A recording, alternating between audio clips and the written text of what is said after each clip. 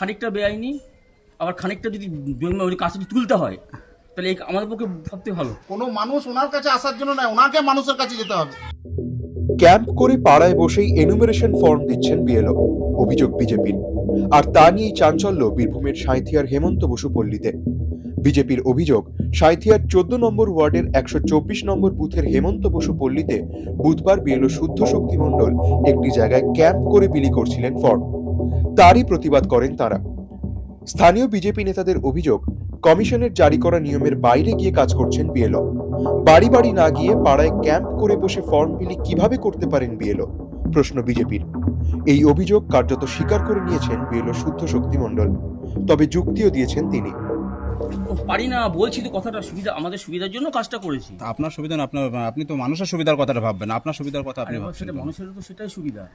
মানুষের কি সুবিধা? এই যে মনে করো আমি একটা বাড়িতে বলে এলাম, এই বাড়িতে ভোটার কার্ড নিয়ে এলাম, বলে এই বাড়িতে বলে এসেছি, চলে এলো, আর এই বাড়িতে না, ওটা কি নিয়ম আছে? নিয়ম তো বাড়িতে বাড়ি বলেন না, আপনার যাওয়াটা হচ্ছে নিয়ম, প্রতিটা বাড়ি বাড়ি যাওয়াটা হচ্ছে আপনার নিয়ম। তা আপনি এখন বলে আসা তো নিয়ম বসে নেই। কাজ করছেন কিভাবে?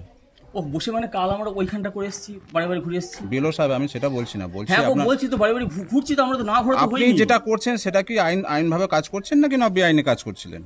ওটা শুনুন, ব্যাপার হচ্ছে খানিকটা বেআইনি, আবার খানিকটা যদি ওই কাজটা যদি তুলতে হয় তাহলে এই আমাদের পক্ষে সবথেকে ভালো। বিএলও অফিসার যিনি আছেন তিনি এখানে বসে টেবিল লাগিয়ে এখানে ফর্ম বিলি করছে। যেটা নিয়ম আছে, ইসিআই গাইডলাইন আছে যে বাড়ি বাড়ি গিয়ে ফর্ম বিলি করতে হবে, প্রত্যেকটা মানুষের বাড়ি বাড়ি যেতে হবে, সেই বাড়িতে বাড়িতে গিয়ে ফর্মটা বিলি হবে। কোনো মানুষ ওনার কাছে আসার জন্য নয়, ওনাকে মানুষের কাছে যেতে হবে। ওনাকে নির্বাচন কমিশনার নিয়োগ করেছেন, মানুষের কাছে ওনাকে যেতে হবে। মানুষের মধ্যে যে তৃণমূল ভীতি সঞ্চার সৃষ্টি করেছে, সেই ভীতি সঞ্চারটা যাতে না হয়, ভয় ভীতি যাতে না হয়, সেইটাকে পরিষ্কার করতে হবে মানুষের কাছে গিয়ে, যে আপনাদের কোনো সমস্যা নাই, আপনার ফর্মটা ফিল আপ করুন, সবারই ভোটে নাম থাকবে, একজনও বৈধ ভোটারের নাম বাদ যাবে না। আপনারা কি করলেন?